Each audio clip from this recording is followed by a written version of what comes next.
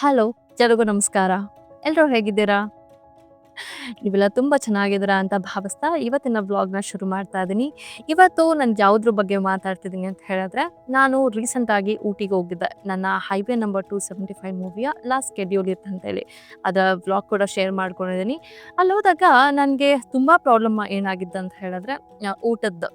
ಯಾಕಂದ್ರೆ ಅಲ್ಲಿ ಮಾಡುವಂಥ ಅಡುಗೆಗಳು, ಅಲ್ಲಿ ಸಿಗುವಂಥ ಆಹಾರ ನಮ್ಗೆ ಇಷ್ಟ ಆಗೋದಿಲ್ಲ. ಸೊ, ನಮ್ದು ಕಂಪ್ಲೀಟ್ಲಿ ಬೇರೆ ಥರ ಇರುತ್ತೆ. ಫುಡ್ ಎಲ್ಲ ಅವ್ರದ್ದು ಬೇರೆ ಥರ ಇರುತ್ತೆ.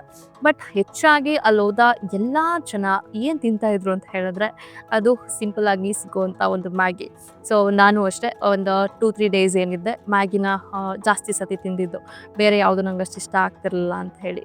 ಆವಾಗ ಅನ್ನಿಸ್ತು ನನಗೆ, ಮ್ಯಾಗಿ ಇಷ್ಟೊಂದು ಜನ ತಿಂತಿದ್ದಾರೆ. ಒಂದು ಟೈಮಲ್ಲಿ ಇದು ಬ್ಯಾನ್ ಆಗಿತ್ತಲ್ವಾ? ಸೊ, ಪುನಃ ಹೇಗಿದು? ಪುನಃ ಸರಿ ಹೋಯ್ತು. ಪುನಃ ಎಲ್ಲ ತಿನ್ನೋದಕ್ಕೆ ಶುರು ಮಾಡಿದ್ರು. ಏನಿದು ಬ್ಯಾಕ್ ಸ್ಟೋರಿ ಏನಿದು ಅಂತೇಳಿ ನನಗೆ ಕ್ಯೂರಿಯಾಸಿಟಿ ಬಂತು. ಸೊ, ಅದಾದಮೇಲೆ ನನಗನ್ನಿಸ್ತು ಇದ್ರ ಬಗ್ಗೆ ರಿಸರ್ಚ್ ಮಾಡೋಣ. ಹೇಗೆ ಅದು ಗೆದ್ದಿದ್ದು ಹೇಗೆ? ಪುನಃ ಸೋತಿದ್ದು ಹೇಗೆ? ಮತ್ತು ಅದರ ಮರುಹುಟ್ಟು ಹೇಗಾಯಿತು? ಇದೆಲ್ಲದ್ರ ಬಗ್ಗೆ ನಾನು ಸ್ಟಡಿ ಮಾಡಿದೆ. ಸೊ, ನನಗನ್ನಿಸ್ತು ಅದನ್ನು ನಿಮ್ಮ ಹತ್ರ ಕೂಡ ಶೇರ್ ಮಾಡಿಕೊಂಡ್ರೆ ಎಷ್ಟೊಂದು ಜನಕ್ಕೆ ಗೊತ್ತಾಗುತ್ತೆ ಪುನಃ ಹೇಗೆ ಜನ ಮ್ಯಾಗಿನ ಇಷ್ಟಪಡೋದಕ್ಕೆ ಶುರು ಮಾಡಿದ್ರು. ಮ್ಯಾಗಿ ತನ್ನ ಏನೇನು ಚೇಂಜಸ್ನ ತಗೊಂತು. ಸೊ, ಪುನಃ ಜನಕ್ಕೆ ಇಷ್ಟ ಆಗಲಿಕ್ಕೆ. ಸೊ, ಇದೆಲ್ಲ ಅದ್ರ ಬಗ್ಗೆ ಇನ್ಫಾರ್ಮೇಷನ್ ಕೊಡೋಣ ಅಂತೇಳಿ ಈ ವ್ಲಾಗ್ನ ಮಾಡ್ತಿದ್ದೀನಿ. ಬನ್ನಿ ಇವತ್ತಿನ ವ್ಲಾಗ್ನ ಶುರು ಮಾಡೋಣ.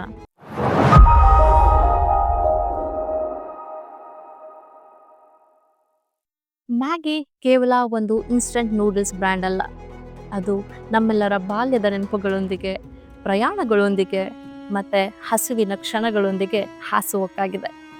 ಬೆಟ್ಟ ಹತ್ತಾಗ ಸಿಗುವ ಬಿಸಿ ಬಿಸಿ ಮ್ಯಾಗಿಯ ರುಚಿ, ರಾತ್ರಿ ಹೊತ್ತು ಫ್ರೆಂಡ್ಸ್ಗಳ ಜೊತೆ ಶೇರ್ ಮಾಡ್ಕೊಂಡು ತಿಂದಂಥ ಮ್ಯಾಗಿ, ಮತ್ತು ಪರೀಕ್ಷೆಯ ಹಿಂದಿನ ರಾತ್ರಿ ಆಸರೆ ಆಗಿದ್ದಂಥ ಮ್ಯಾಗಿ. ಹೀಗೆ ಪ್ರತಿಯೊಬ್ಬರಿಗೂ ಮ್ಯಾಗಿಯೊಂದಿಗೆ ಒಂದಲ್ಲ ಒಂದು ವಿಶೇಷ ನೆನಪುಗಳಿರುತ್ತೆ. ಮ್ಯಾಗಿಯ ಕತೆ ಸುಮಾರು 140 ವರ್ಷಗಳ ಹಿಂದೆ ಯುರೋಪ್ನಲ್ಲಿ ಶುರುವಾಯಿತು. ಜೂಲಿಯಸ್ ಮ್ಯಾಗಿ ಅನ್ನೋರು ಶೀಘ್ರವಾಗಿ ತಯಾರಾಗುವ ಆಹಾರವನ್ನು ನೀಡೋ ಉದ್ದೇಶದಿಂದ ಈ ಬ್ರ್ಯಾಂಡನ್ನು ಸ್ಥಾಪನೆ ಮಾಡ್ತಾರೆ. ಆದರೆ 2 ಮಹಾಯುದ್ಧಗಳು ಈ ಕಂಪನಿಗೆ ದೊಡ್ಡ ಹೊಡೆತವನ್ನು ನೀಡುತ್ತೆ. ನಂತರ 1947ರಲ್ಲಿ ನೆಸ್ಲೆ ಅನ್ನೋವಂಥ ಒಂದು ದೊಡ್ಡ ಆಹಾರ ಸಂಸ್ಥೆ ಮ್ಯಾಗಿಯನ್ನು ತನ್ನ ತೆಕ್ಕೆಗೆ ತಗೊಳ್ಳುತ್ತೆ. ಆದರೆ ಭಾರತೀಯ ಸಂಸ್ಕೃತಿಯಲ್ಲಿ ತಾಯಿಯ ಸ್ಥಾನ ಬಹಳ ವಿಶಿಷ್ಟವಾದದ್ದು. ಮಕ್ಕಳು ಮತ್ತು ಕುಟುಂಬದ ಆರೈಕೆ ಅವರ ಮೊದಲ ಆದ್ಯತೆಯಾಗಿರುತ್ತೆ. ನೆಸ್ಲೆ ಈ ಅಂಶನ ತಿಳ್ಕೊಳ್ಳೋ ಅಷ್ಟರಲ್ಲಿ ತುಂಬ ತಡವಾಗಿತ್ತು. ನಂತರ ಅವರು 2 ನಿಮಿಷದ ನೂಡಲ್ಸ್ ಅನ್ನೋ ಒಂದು ಪರಿಕಲ್ಪನೆಯನ್ನು ಪರಿಚಯ ಮಾಡ್ತಾರೆ. ಇದು ಕೇವಲ ಒಂದು ಆಹಾರ ಉತ್ಪನ್ನ ಆಗಿರಲಿಲ್ಲ, ಬದಲಾಗಿ ತಾಯಂದರಿಗೆ ತಮ್ಮ ಮಕ್ಕಳಿಗೆ ತ್ವರಿತವಾಗಿ ಮತ್ತು ಸುಲಭವಾಗಿ ಆಹಾರ ನೀಡುವಂಥ ಒಂದು ಪರಿಹಾರವಾಗಿತ್ತು. ಮಕ್ಕಳಿಗೆ ಶೀಘ್ರ ಆಹಾರ, ತಾಯಿಗೆ ವಿಶ್ರಾಂತಿ ಅನ್ನೋ ಒಂದು ಸಂದೇಶದ ಮುಖಾಂತರ ಭಾರತದ ಎಲ್ಲ ಕಡೆ ಮನೆ ಮಾತಾಯಿತು ಮ್ಯಾಗಿ. ಅಷ್ಟೇ ಅಲ್ಲದೆ ಮ್ಯಾಗಿ ಭಾರತೀಯರ ರುಚಿಗೆ ತಕ್ಕಂತೆ ತನ್ನ ಉತ್ಪನ್ನಗಳನ್ನ ಬದಲಾಯಿಸ್ಕೊಂತು.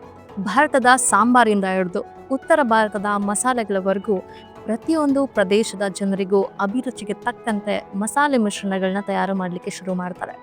ಮಸಾಲೆ ಮ್ಯಾಗಿ, ಆಟಾ ಮ್ಯಾಗಿ, ಪನ್ನೀರ್ ಮಸಾಲ, ಹೀಗೆ ವಿವಿಧ ರೀತಿಯ ಉತ್ಪನ್ನಗಳು ಮಾರುಕಟ್ಟೆಗೆ ಬಂದ್ವು. ಇದು ಮಕ್ಕಳಿಂದ ಹಿಡಿದು ದೊಡ್ಡೋರ್ವರೆಗೂ ಎಲ್ರಿಗೂ ಇಷ್ಟ ಆಗೋದಕ್ಕೆ ಶುರುವಾಯಿತು.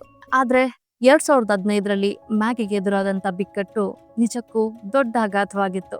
ಮ್ಯಾಗಿಯಲ್ಲಿ ನಿಗದಿತ ಪ್ರಮಾಣಕ್ಕಿಂತ ಹೆಚ್ಚು ಸೀಸ ಮತ್ತು ಮೋನೋಸೋಡಿಯಂ ಗ್ಲುಟಮೇಟ್ ಕಂಡುಬಂದದ್ದು ಭಾರತದ ಎಲ್ಲ ಕಡೆ ತೀವ್ರ ಆತಂಕಕ್ಕೆ ಕಾರಣ ಆಯಿತು. ಸರ್ಕಾರವು ತಕ್ಷಣವೇ ಮ್ಯಾಗಿಯನ್ನು ನಿಷೇಧ ಮಾಡಿತು. ನೆಸ್ಲೆ ಸುಮಾರು 40 ಕೋಟಿ ಪ್ಯಾಕೆಟ್ ಮ್ಯಾಗಿಯನ್ನು ನಾಶಪಡಿಸಬೇಕಾಯಿತು. ಮಾರುಕಟ್ಟೆಯಲ್ಲಿ ಮ್ಯಾಗಿಯ ಪಾಲು 75% ಶೂನ್ಯಕ್ಕೆ ಬಂದು ತಿರುಗಿತು. ಇದು ಯಾವುದೇ ಒಂದು ಬ್ರ್ಯಾಂಡ್ಗೆ ಆಗಬಹುದಾದ ಅತ್ಯಂತ ಕೆಟ್ಟ ಪರಿಸ್ಥಿತಿ. ಆದರೆ ಮ್ಯಾಗಿ ಇಲ್ಲಿಂದ ಪುಟಿದೆದ್ದು ಬಂದ ರೀತಿನೇ ನಿಜಕ್ಕೂ ಅದ್ಭುತ. ನೆಸ್ಲೆ ತನ್ನ ತಪ್ಪನ್ನು ಅರಿತುಕೊಂಡು ಗ್ರಾಹಕರ ವಿಶ್ವಾಸವನ್ನು ಮರಳಿಗಳಿಸೋದಕ್ಕೆ ಸಾಕಷ್ಟು ಪ್ರಯತ್ನಗಳನ್ನ ಮಾಡಿದ್ರು. ಉತ್ಪನ್ನದ ಗುಣಮಟ್ಟವನ್ನು ಕಟ್ಟುನಿಟ್ಟಾಗಿ ಪರೀಕ್ಷೆ ಮಾಡೋದಕ್ಕೆ ಶುರು ಮಾಡಿದ್ರು. ಮತ್ತು ಇದು ಸುರಕ್ಷಿತ ಆಗಿದೆಯಾ ಅಂತ ಪುನಃ ಖಚಿತಪಡಿಸ್ಕೊಂಡ್ರು. ಅಷ್ಟೇ ಅಲ್ಲದೆ ನೆಸ್ಲೆ ಹೊಸ ಮಾರ್ಕೆಟಿಂಗ್ ತಂತ್ರಗಳನ್ನ ಅನುಸರಿಸ್ತು. ಟೇಸ್ಟ್ ಬಿ ಹೆಲ್ತ್ ಬಿ, ಅಂದರೆ ರುಚಿಯೂ ಇದೆ, ಆರೋಗ್ಯವೂ ಇದೆ ಎಂಬ ಒಂದು ಒಳ್ಳೆ ಘೋಷಣೆಯೊಂದಿಗೆ ಮ್ಯಾಗಿಯನ್ನ ಮರು ಬಿಡುಗಡೆ ಮಾಡಲಾಯಿತು. ಇದು ಆರೋಗ್ಯದ ಬಗ್ಗೆ ಕಾಳಜಿ ಮಾಡುವಂತ ಅದೆಷ್ಟೋ ಗ್ರಾಹಕರಿಗೆ ಮ್ಯಾಗಿಯ ಬಗ್ಗೆ ಇದ್ದ ಅಭಿಪ್ರಾಯನ ಹೋಗಲಾಡಿಸ್ತು. ಅಟ್ಟ ಮ್ಯಾಗಿಯಂತಹ ಆರೋಗ್ಯಕರ ಆಯ್ಕೆಗಳನ್ನ ಸಹ ಮ್ಯಾಗಿ ಪರಿಚಯ ಮಾಡಿತು. ಮ್ಯಾಗಿಯ ಈ ಭರ್ಜರಿ ಗೆಲುವಿಗೆ ಹಲವಾರು ಕಾರಣಗಳಿದೆ. ಮೊದಲನೇದು ಬಲವಾದ ವಿತರಣಾ ಜಾಲ, ಕೈಗೆಟುಕುವ ಬೆಲೆ, ಬಲವಾದ ಬ್ರಾಂಡ್ ಇಮೇಜ್, ಭಾವನಾತ್ಮಕ ಸಂಪರ್ಕ. ಮ್ಯಾಗಿ ಕೇವಲ ಒಂದು ಉತ್ಪನ್ನವಾಗಿ ಉಳಿದೆ, ಜನರ ಭಾವನೆಗಳೊಂದಿಗೆ ಬೆರೆತೋಗಿದೆ. ಬಾಲ್ಯದ ನೆನಪುಗಳು, ಹಳೆಯ ಗೆಳೆಯರ ಭೇಟಿ, ತಾಯಿಯ ಪ್ರೀತಿ, ಹೀಗೆ ಅನೇಕ ಭಾವನಾತ್ಮಕ ಸಂದರ್ಭಗಳಲ್ಲಿ ಮ್ಯಾಗಿ ಒಂದು ಭಾಗವಾಗ್ಬಿಟ್ಟದೆ. ಹೀಗೆ ಒಂದು ಕಾಲದಲ್ಲಿ ನಿಷೇಧದ ಅಂಚಿಗೆ ತಲುಪಿದಂತಹ ಮ್ಯಾಗಿ ಇಂದು ಮತ್ತೆ ಭಾರತೀಯರ ಅಚ್ಚುಮೆಚ್ಚಿನ ಆಹಾರವಾಗಿ ಮಾರುಕಟ್ಟೆಯಲ್ಲಿ ನಂಬರ್ 1 ಸ್ಥಾನದಲ್ಲಿ ಮುಂದುವರಿತಾ ಇದೆ.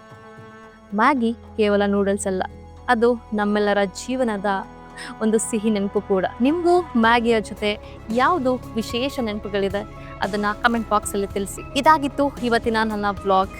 ಸೊ ಯಾವುದೇ ಬಿಸ್ನೆಸ್ ಆಗಲಿ ಎಲ್ಲದರಲ್ಲೂ ಏಳುಗಳಿರುತ್ತೆ ಅಂತಲೇ ಹೇಳೋಕ್ಕಾಗಲ್ಲ, ಬೀಳುಗಳು ಕೂಡ ಇರುತ್ತೆ. ಒಬ್ಬ ಮನುಷ್ಯ ಬಿದ್ದಾಗ್ಲೇ ಅಲ್ಲಿ ಏನು ಸರಿ ಯಾವುದು ತಪ್ಪು ಅನ್ನೋ ಒಂದು ವಿಷಯ ಅನುಭವಕ್ಕೆ ಬರೋದು. ಸೊ ತಪ್ಪುಗಳನ್ನೆಲ್ಲ ತಿದ್ಕೊಂಡ್ಮೇಲೆ ಪುನಃ ಎದ್ದೇಳೋದು ಯಾರಿಗೂ ಕಷ್ಟ ಅಲ್ಲ. ಹಾಗೆ ಬಿಸ್ನೆಸ್ ಅಂದ್ರೆ ಹೀಗೆ. ಸೊ ಸರಿ ತಪ್ಪುಗಳ ನಡುವೆ ನಾವು ಸರಿಯಾದ ದಾರಿಯಲ್ಲಿ ಸಾಕ್ತಾ ಇರಬೇಕಷ್ಟೆ. ಇದಾಗಿತ್ತು ಇವತ್ತಿನ ನನ್ನ ಬ್ಲಾಗ್. ಸೊ ನಿಮಗೆಲ್ಲ ಇಷ್ಟ ಆಗಿದೆ ಅಂತ ಭಾವಿಸ್ತೀನಿ. ನೀವಿನ್ನೂ ನನ್ನ ಚಾನಲ್ಗೆ ಸಬ್ಸ್ಕ್ರೈಬ್ ಆಗಿಲ್ಲ ಅಂದರೆ ಸಬ್ಸ್ಕ್ರೈಬ್ ಮಾಡಿ, ಸಪೋರ್ಟ್ ಮಾಡಿ.